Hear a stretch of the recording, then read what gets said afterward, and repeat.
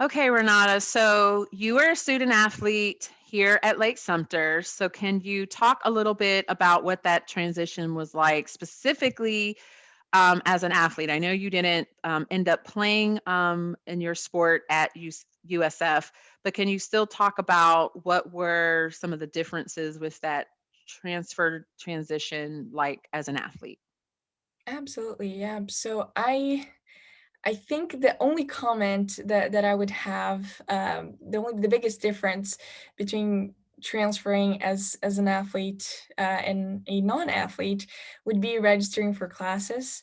Because as student athletes at Lake Center, we're super lucky that we have Miss Tammy and the entire athletics department who supports us and gives us priorities and helps us register for classes and does that for us.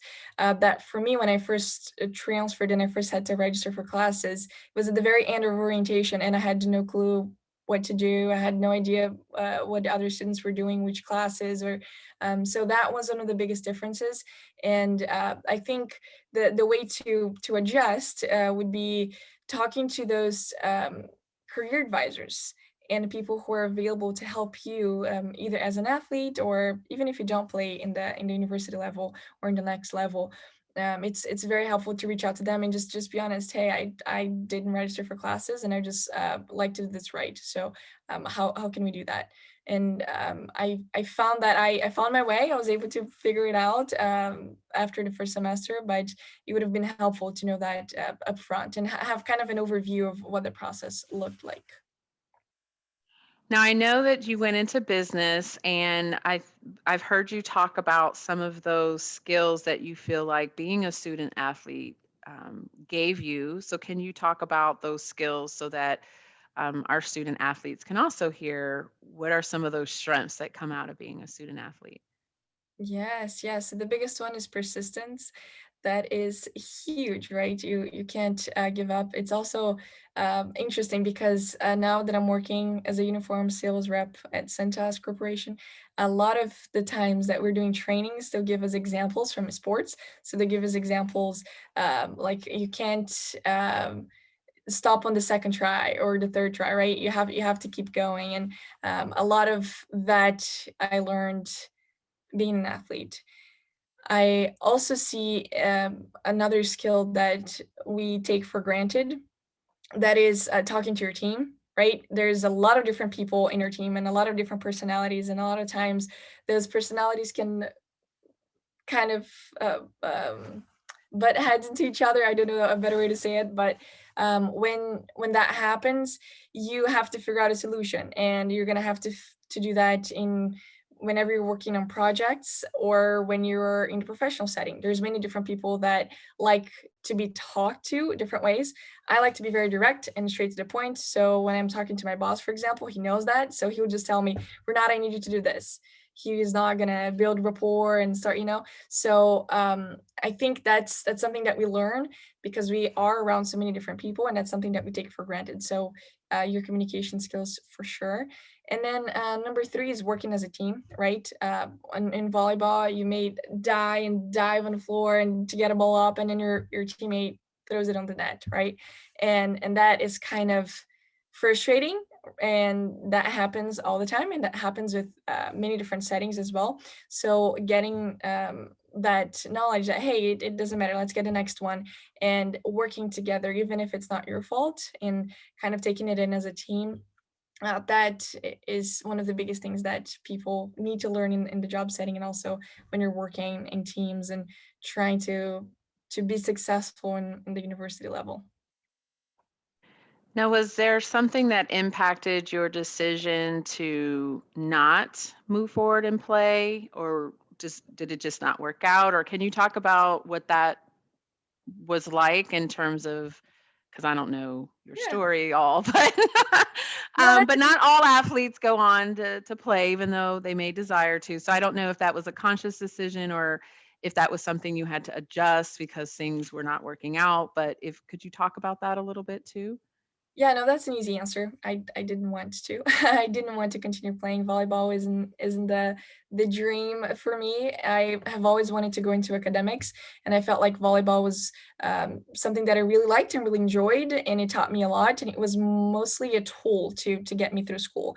And I saw that going into the other level, the best way to get scholarships wasn't just playing, because they weren't allowed to give you full scholarships at many different places. So I looked for the best way to get scholarships, and that was academics. That was GPA. That was reaching out and writing essays. So that's one of the things that I enjoyed, and I really, really wanted to do that, and I wanted to work, and I wanted to get that experience. And when you're a student athlete, that's your job. And me as an international student, I can only work 20 hours a week. So if I shorten that even more, I mean, I can't really do both, right? I can't be a student athlete and I can't work 20 hours a week and be successful in both. So I just really wanted to go into academics, and that's what I did. Thank you. I think the only other thing is just I know you said get involved and everyone was telling you to get involved. Now, as a student athlete, when you were here at Lake Sumter, I imagine you didn't have a lot of opportunity to get involved with a lot of student organizations. So once you got to the university, I know you already spoke about getting too involved, but was that sort of intimidating for you because you weren't as involved at Lake Sumter? I don't know. That could be just like a weird question, but Yeah, no, that's a valid question. I wasn't intimidated. I don't think that's the word. I was surprised. I think that's a good word. And I was also a little bit overwhelmed with the amount of things that I could do.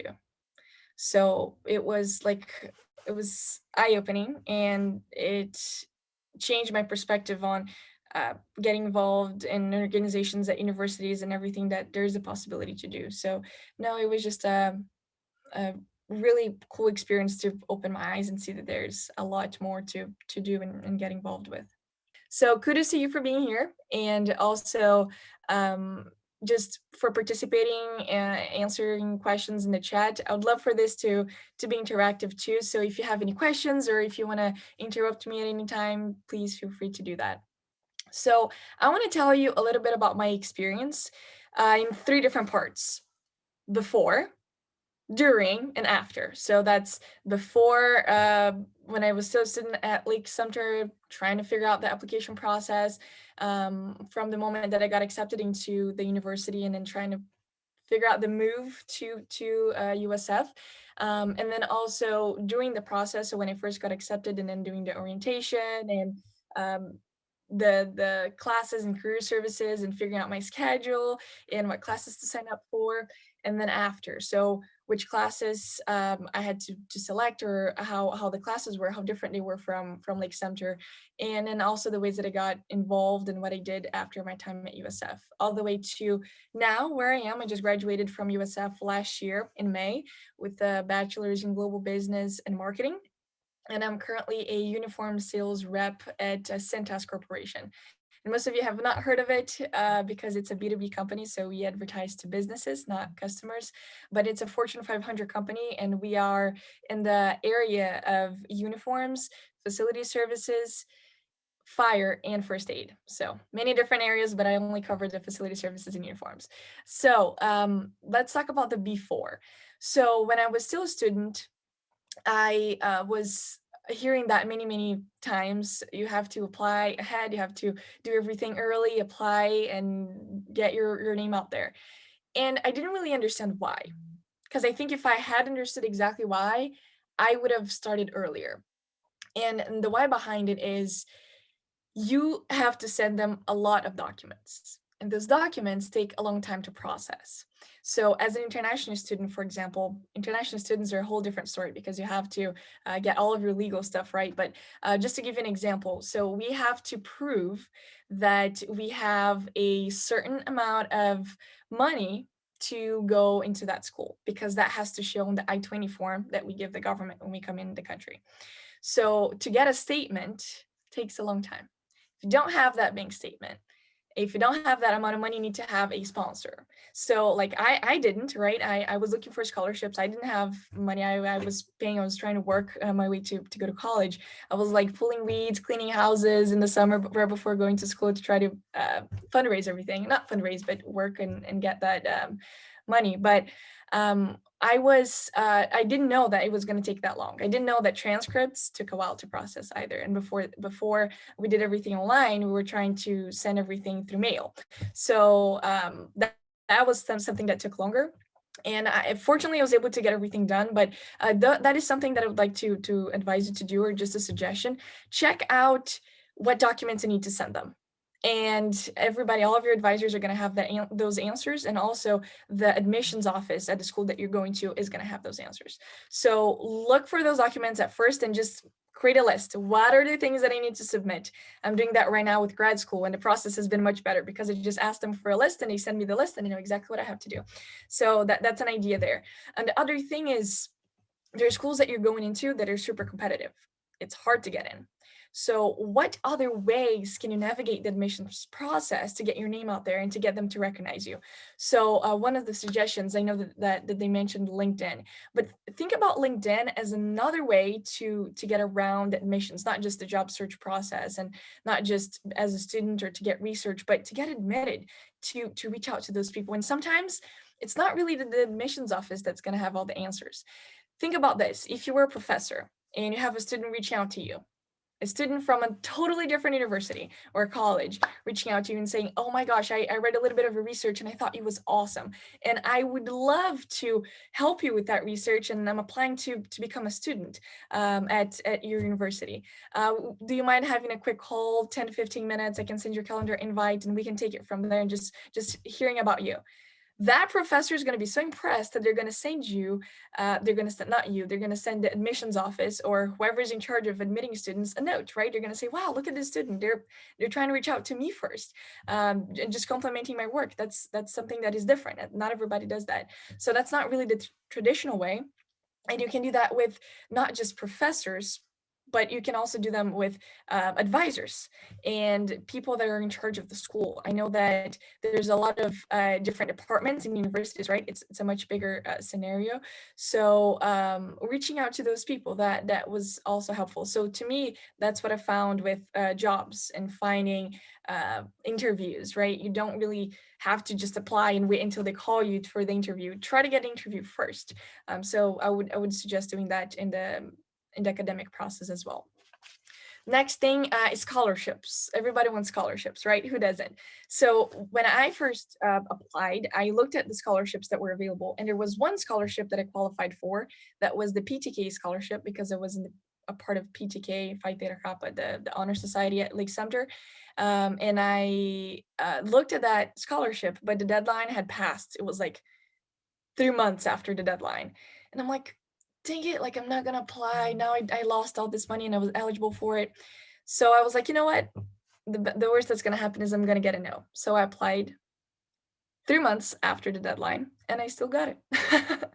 It was just completely out of the blue and it happened. So make sure that you know all the scholarships that you're eligible for and try. Just go out, apply, ask questions, ask people, and sometimes it's going to happen. And that was a huge, huge help for me. Let's see what else. So uh, one thing that I didn't really think about was housing, because like Sumter, you just have a couple of different places that you can go to, or you're living at home. So when I came in to USF, I thought the only way, or the best way, would be to get an apartment on campus, right? There are many different ones, and you can just grab one there, and you can have roommates, and it's not as expensive as the best apartment styles. So thankfully, I didn't, because I met somebody at orientation that was a student, and she was a peer leader. And just talking to her, she told me about this Facebook group that had all of the apartments and the best deals and subleasing, and everything that had to do with housing was in that Facebook group.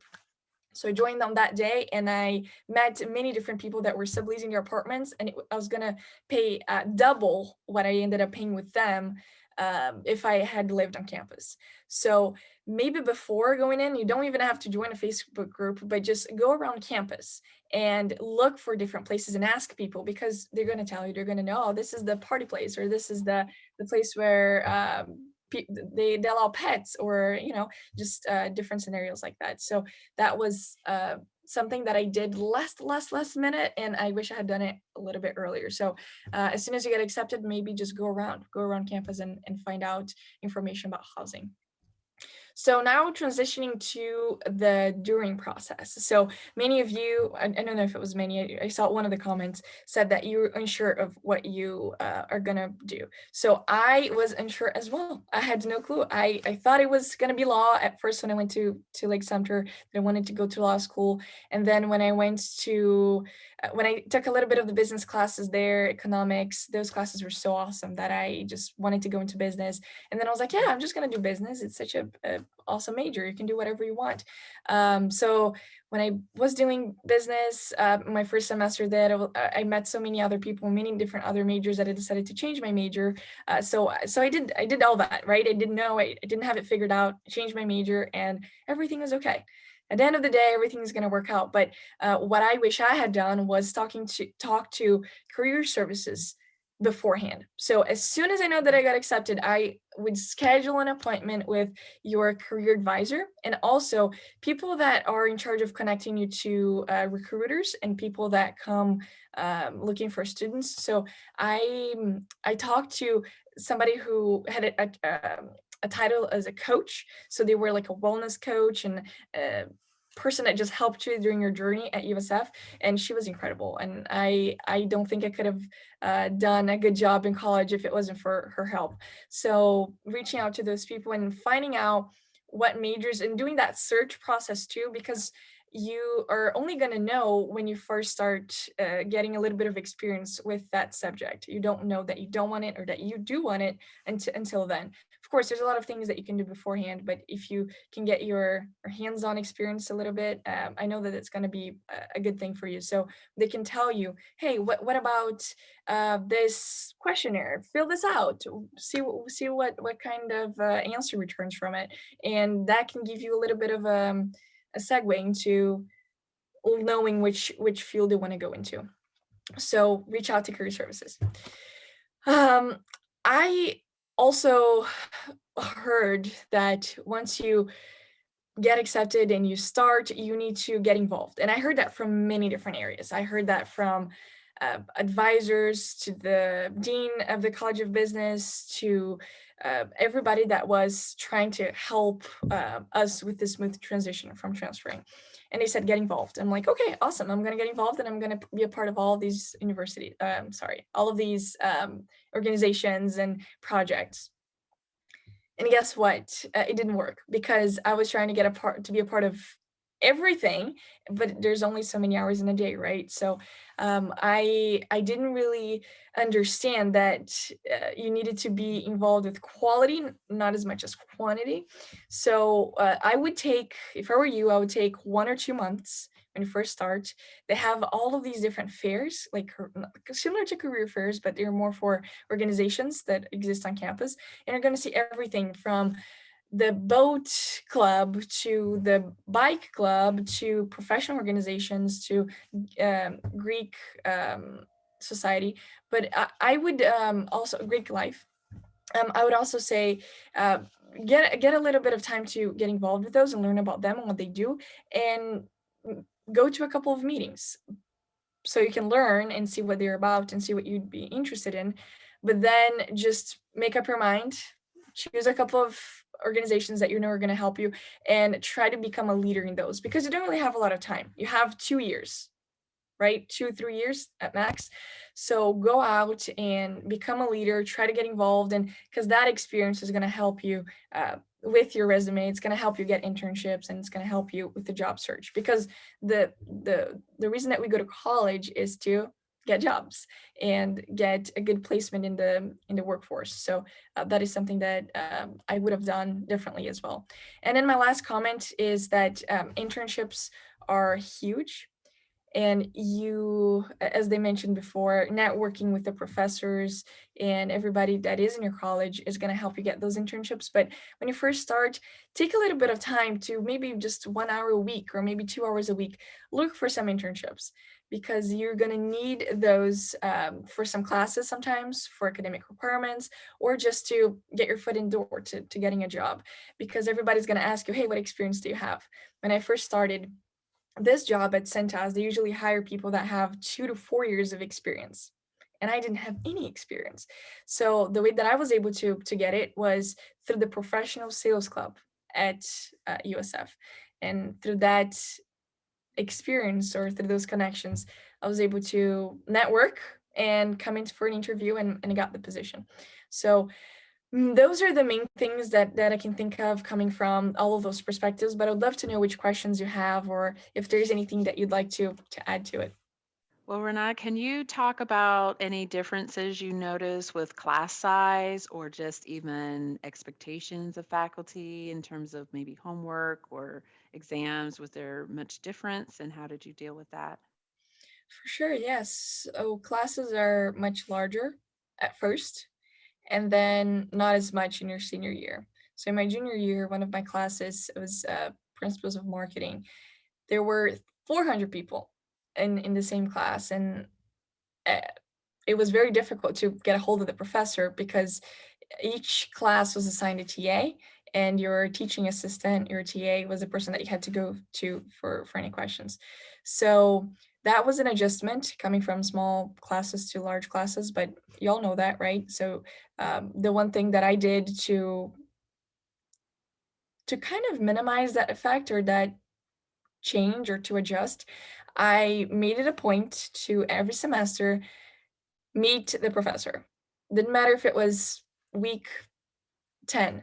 I found a way to get under calendar because meeting the professor at least or having that connection or them knowing your name makes such a big difference when you're trying to ask them questions or when you're trying to prepare for exams or just learn a little bit more about the subject. So going to their office hours is a big one, and now that everything is virtual it's even easier because they have that a lot of time, and they are going to send you their Zoom links and you can just come in or you can just schedule an appointment or email them. But I would make it a point to do that because that will make it easier. If you have any questions, they'll be more than happy to help you because they know you and they know that you care because you took the time to introduce yourself. What resources did you take advantage of that may help you, whether it's with papers or assignments or studying? Can you talk about some of those offices on campus that might be different than what we offer here at Lake Sumter? Yes, I feel like there's a lot of different resources for everything. Bigger universities have larger budgets, so they're able to purchase a lot of software and things that we weren't able to have at Lake Center. So, for example, I had access to all of the Adobe suite, and I knew that learning those different programs or those softwares was important for me getting the job. So that was one of the places that I went to. I went to they were called like the software center, the apps, something like that. And it was in the library, and you just went in, talked to the front desk, and asked some questions. And that's basically what I did. Hey, what are some of the things that students use? What do you think business majors are going to need? And a lot of times they're able to help you because they are helping those students on a regular basis. And even if they're not in the College of Business or the College of Engineering or medicine, they are there to help you through that process. So they're familiar with it, and a lot of times I found that helpful. And then also career services was the biggest one for me, the biggest resource, because I just used a lot of different services that they had. One of the things that they use is Handshake. Handshake is a platform to get jobs, and people reach out to you and you can reach out to them, and you can keep your profile similar to LinkedIn. So that was another way. Sometimes people would reach out to me that way, and I would then reach out to them on LinkedIn. So that I think career services is one of the biggest assets that we have.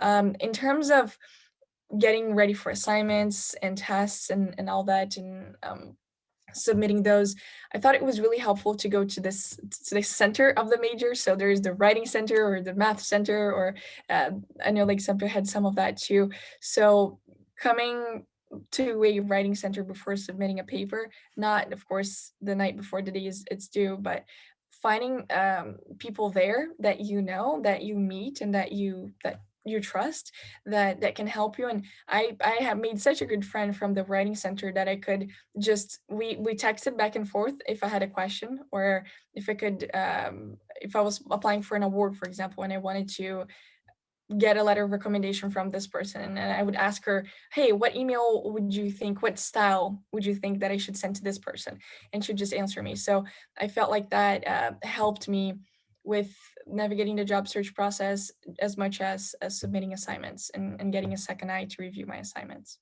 I would love to be a resource for you guys too. I would love to help if you have any questions, if you'd like to do a one-on-one, or if you'd like to learn more about USF, if you're thinking about USF, or even jobs, anything that you need. So I'm gonna paste my LinkedIn link over here. And if you guys want to connect with me, please send me a message first. So when you click on connect, there's an option to add a note. So just add a note and say that you're from this workshop, and I'll know exactly who you are.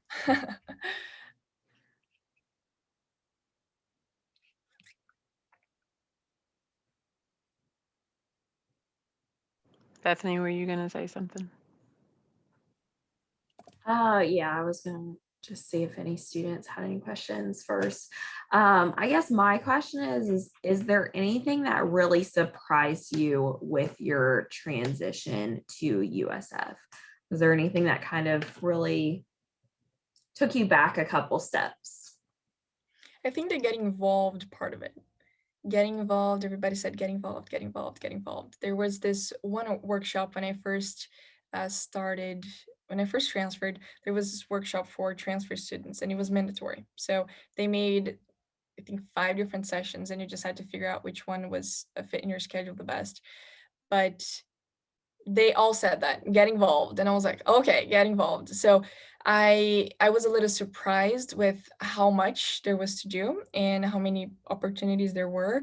What I didn't know is that I there was no way to do as much as I wanted to do, and I thought I could do it all, and I could go to all the meetings and it would work, but it wasn't good because I wasn't focusing on the right things. So I think what I underestimated, or what surprised me, was that prioritizing is one of the best skills that you're gonna need. And if I had known that a little bit earlier, I think it I would have enjoyed more the time in the organizations that I wanted to be in, which were the ones that I ended up staying with until my senior year, until the very end.